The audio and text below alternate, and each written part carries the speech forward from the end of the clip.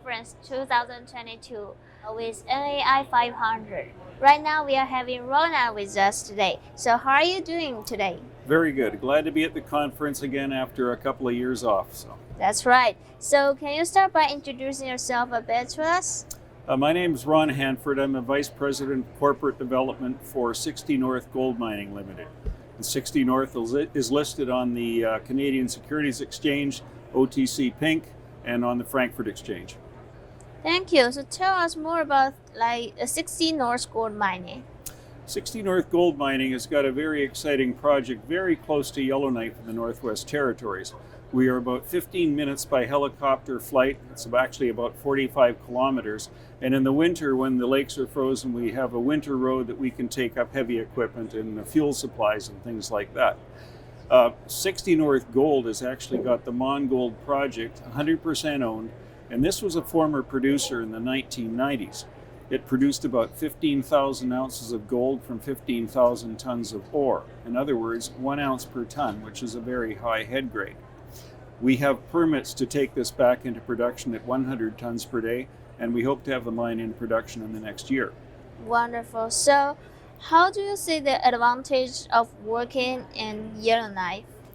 Oh, Yellowknife is a very mining-friendly environment.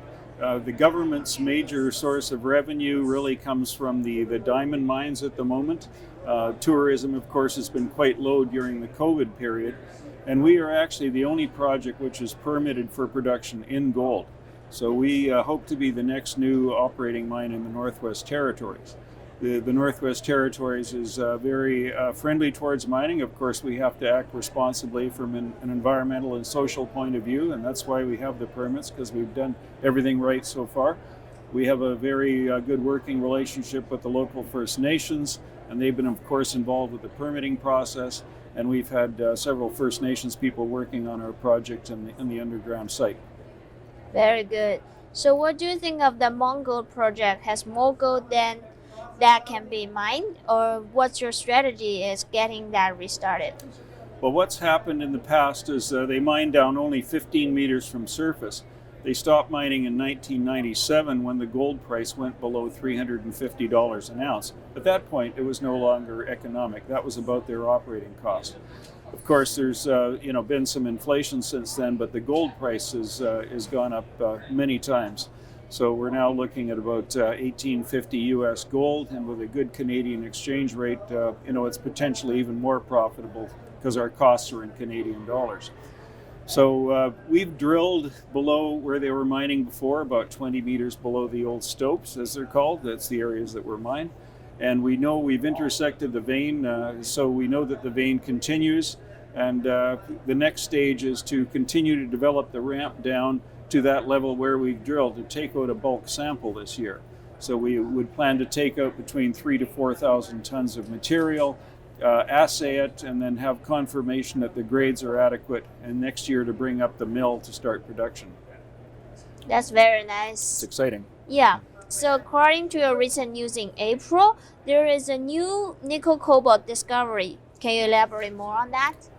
Yes, this is part of a general exploration we were doing on our project. We started by looking at tree bark and the tree needles. It was a biogeochemical sample, and it showed us there was high metallic content in certain areas. And one of the areas we went back and took some grab samples, just rocks from the surface, and we found this really strange anomaly of high nickel, which is over 1% nickel grade, which is a very economic grade potentially. And there was also cobalt, of like 0.19% cobalt. So this is not something that's normally found on the Yellowknife Gold Belt, and I think all of the geologists and the government in Yellowknife are quite excited about this as well. Our first priority is getting the Mon Mine back into production, though. That's what we consider the low-hanging fruit. And then in the future, we will be pursuing exploration for the nickel cobalt. We've also got what's called a VMS, or volcanogenic massive sulfide deposit. And that runs for about 3 kilometers long, and that's got high silver content, and up to 300 grams per ton silver. And we've got another area for exploration in the future called the gold shear zones. And these gold shear zones are much bigger than the narrow vein we plan to mine, but they're lower grade. So this would be similar to the Con and the Giant Mine near Yellowknife, these gold shear zones. So First strategy is put the mine back into production, and then the next 3 opportunities are exploration in gold and silver and nickel cobalt. That's exciting news. So could you share with us more about your management team? We've got a very experienced management team, lots of gray hair. So we've got the CEO is Dave Webb. He's a PhD. He did his thesis on the Yellowknife Gold Belt, so he's decades of experience here. He actually acquired this project in 1988, and he's been developing it, letting other people explore it over time. But he is the one that's been in charge of the development in this round, and he's helped discover other deposits in the Yellowknife Gold Belt. He's brought mines to the feasibility stage. He's developed millions of ounces of gold resources. The other board of directors includes 3 CPAs, chartered accountants. Myself as a background as an engineer and an MBA. There's another geologist on the board, and we just got a lot of depth of experience, both in the corporate governance side and developing mines, and as well raising capital. And the 2 senior mining guys below Dave on the operating side, they're in their late 60s, early 70s, and they've been working on the Yellowknife Gold Belt for decades. We've also got some young guys that need some physical strength, so the old guys can't do everything, but they bring the smarts, the understanding of underground development with them in operations. That's a good management team. So why should new investors consider investing in your company now? Well, this is a very exciting time, I think, for investors to get on board because we are so close to starting production. There's very few stories that I think they would find at PDAC today where there's a mine could potentially be in operation within a year at such a low capital cost. We've already paid for all the mining equipment for our site. The only thing that remains is to confirm with the bulk sample and to bring up the mill. And to put a mill on site, it's a fairly small scale, it's 100 tons per day. We could probably have it installed on site for about $1 million. So the capital cost risk is low for investors. The proximity to production is very low. We're in a history of production in this Yellowknife Gold Belt of 15 million ounces of gold. And we are exactly in the middle of this 100-kilometer belt.